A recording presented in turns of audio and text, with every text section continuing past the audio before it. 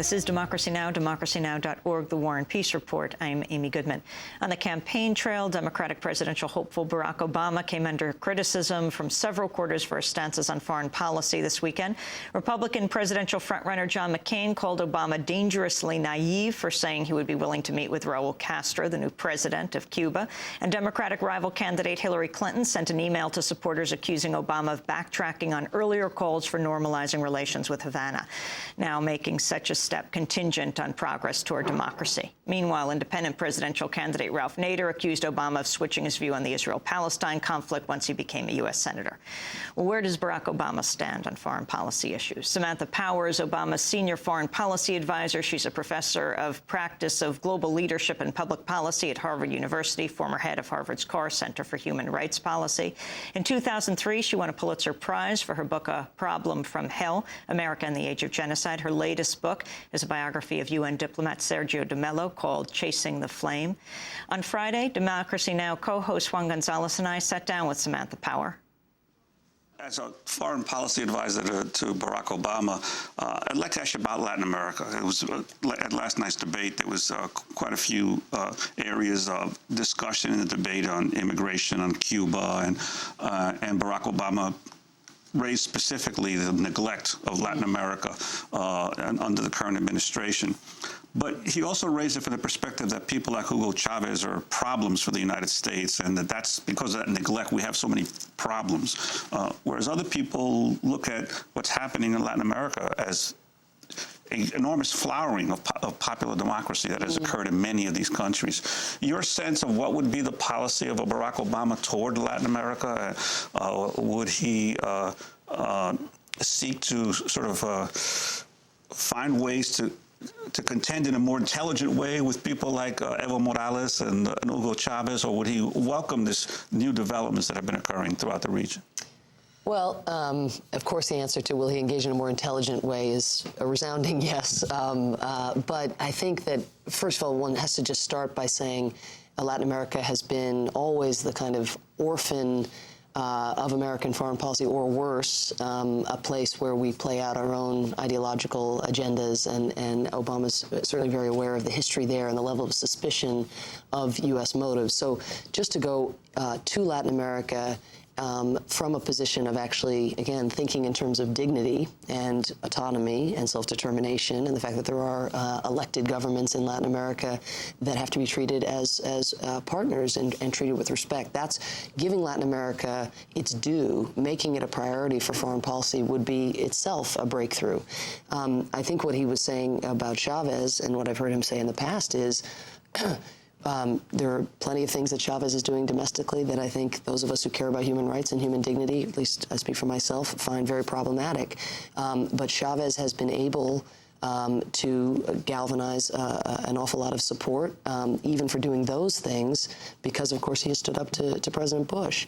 And when the United States presents an alternative model for actually how to advance human rights and human dignity, rather than, in a sense, confirmation of what Hugo Chavez is saying most days, that's actually going to make for a much more interesting conversation. But the other thing that Obama has said from the start, as you know, is he wants to be in the room with everybody, unconditionally. He doesn't think that meeting with the President of the United States is a reward you get for good behavior. He thinks that by being in the room, you actually identify whether there are sources of agreement.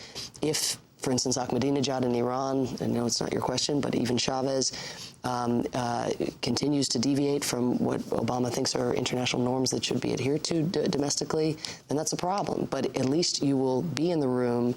The United States will not be seen, or Barack Obama will not be seen to be the problem. We'll actually be able to focus on what Chavez does well and what Chavez does badly from the standpoint of the Venezuelan people. Do you think there's much difference on the issue of foreign policy between Clinton and Obama? I think there are profound differences, yeah. I mean, I think what Obama is able to do is look at the world as it is today. A lot of tectonic plates have shifted over the last decade. I mean, they've been shifting, of course, for a long time. But I think the danger of thinking one can dust off policies from the 1990s or as simply get rid of the driver of the car, that George Bush is the driver of the car, and you just get rid of the driver and then you put in a new driver and everything's fine. I think Obama, when he talks about changing the mindset that gave rise to Iraq, he's talking about changing the driver, the car, and the road we're on. And the fact that he had the courage of his convictions to stand up to against the war in October 2002, people talk about that as an example of his judgment, which I think it is. He predicted with uncanny prescience, I mean, you all did as well, of course, but the sectarian violence, the degree to which one sector of our society would be stuck shouldering the national security burden, how we weren't all part of this so-called war on terror, that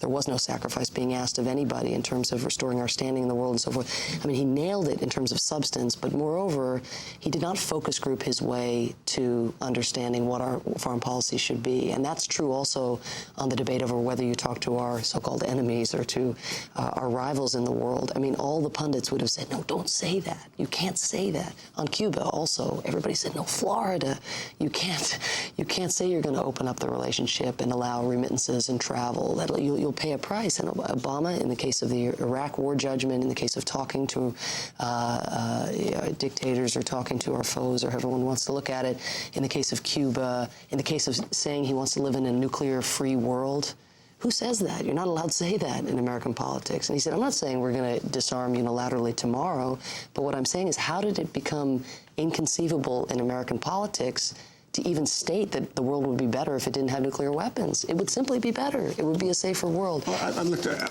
about this issue of the Iraq War, I know there's been much discussion about it, and certainly on this show, we early on raised many of the questions in terms of the justifications for the war, but it does seem to me that it's a little bit different being a state legislator in Illinois from a district that's probably very much anti-war and being in the U.S. Senate. If he had been in the U.S. Senate and taken the same position at the time, I think there would have been a much firmer stand that he could say, I was against the war from the beginning. But when you're in a district in Illinois, you're along with about 1/3 to 40% of the American people who at that time were questioning of the war to a large degree. And I think that it was a tougher situation for those who were in the Senate. It still doesn't mean that Hillary Clinton was right in her judgment, but I find it hard to equate the two positions because of the relative differences in where they were at the time. I think that's a fair point. I think Obama has made the same point, right? That there are different circumstances, but so I think for that reason it's good to just focus on his circumstance and draw attention though to the fact that he was about to run his first statewide campaign to become a U.S. Senator. He started with one major drawback, which is that his last name was Obama. As it happens, his middle name was Hussein. Both remain true. And if you start with those, at that time, which would be seen in mainstream political circles as major liabilities, to compound your woes. And believe me, anybody who knew Barack Obama from the time he was in law school onward was already referring to him as a future presidential candidate. I mean, first African-American president of the Harvard Law Review, et cetera, et cetera. Everybody knows the biography by now. So it's not as if he was simply thinking about his judgment in the moment. He had people whispering in his ear and saying, you may live in an anti-war district for these 5 minutes of your life, but you're going big time. Are you sure you want to put this on your record? And he's saying, I'm not getting into national public service for the point, from the standpoint of simply thinking about myself. The whole point of this is to actually take a stand on issues of life and death. And everybody's saying, but what about Sam Nunn? Don't you remember Sam Nunn, Georgia senator, Southern Democrat? He had such a bright political future, and he opposed the Persian Gulf War. And then he was doomed. He could never run for president. Do you really want that to happen to you? And you've already got the name Obama. And Obama said, I'm going to stand up. So I completely take your point, and I think one doesn't even have to do the compare and contrast between state Senate and U.S. Senate to simply look also at Obama's life trajectory and his willingness to risk it. But then when he gets into the Senate, he, like Hillary Clinton, continually vote for the war funding when many anti-war activists saying pull out now.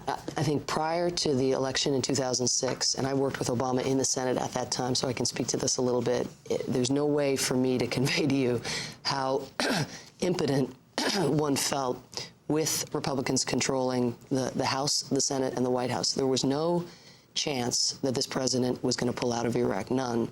And what you had was his intention of going full throttle on the war and U.S. soldiers who were not getting the equipment, who were not getting veterans care, who were not getting. Obama was truly torn between what would have been a symbolic vote, but one also that would have, from his standpoint, basically signaled turning his back on the U.S. soldiers who were not being tended to by the very administration that had put them in the harm's way. But then Democrats came into power, and the funding continued.